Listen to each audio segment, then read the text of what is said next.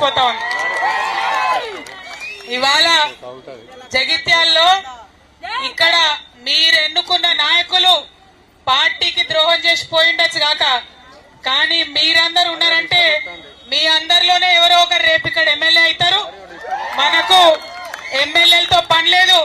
కేసీఆర్ గారి సైనికులు ఉంటే చాలు ఆటోమేటిక్ గా ఎమ్మెల్యేలు అవుతారు, గవర్నమెంట్ వస్తుంది. మీకు తెలిసిన విషయమే.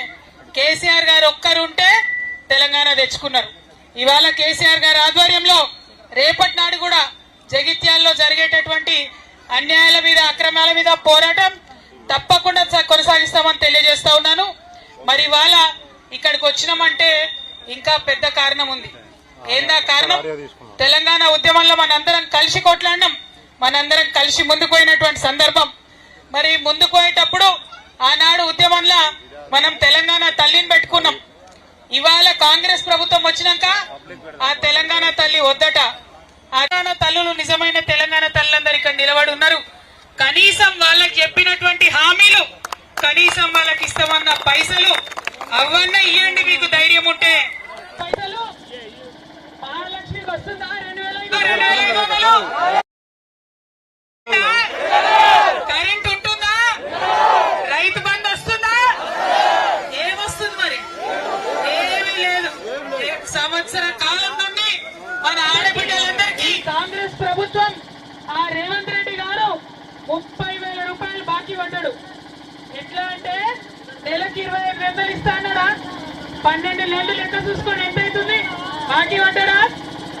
మా పెద్దమ్మలు ఇక్కడ ఉన్నారు, వాళ్ళకి ఏం చెప్పిండు అన్నాడు, నీకు ఇప్పుడు కేసీఆర్ 2,000 ఇస్తుండు, నేను కంటే 4,000 ఇస్తా అదా.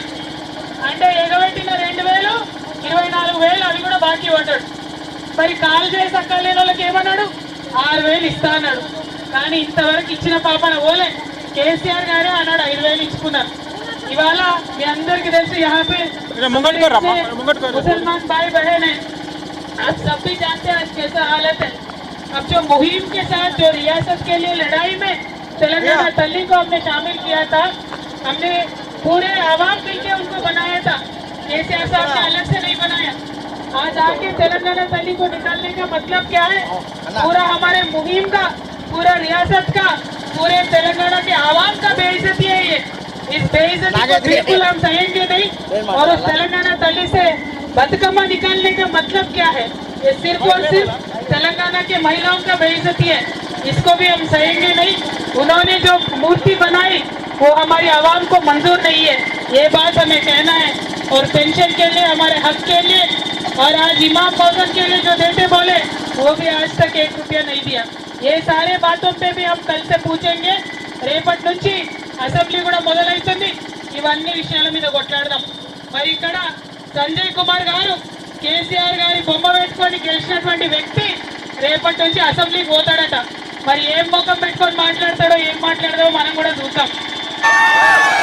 ఏడాదికి ఒక్క రూపాయి రాలే, ఒక్క ఊర్లో ఒక్క చెంచాడు పట్టించుకోలే, ఒక్క రోడ్డు రిపేర్ చేయలే, రోడ్డు గుంత నింపలే, ఒక్క రూపాయి ఎక్కువ పెన్షన్ ఇవ్వలే. మరి ఎందుకునైనా కాంగ్రెస్ కంటే పైసల కోసం పోయిందట. ప్రజలను విడిచిపెట్టి పైసల వెనుకల పోయిన వాళ్ళు నాయకులు అవుతారా? ఒక్కసారి ఆలోచించాలి. ప్రజలతో నుండే నాయకులే, ప్రజలతో నుండే వ్యక్తులే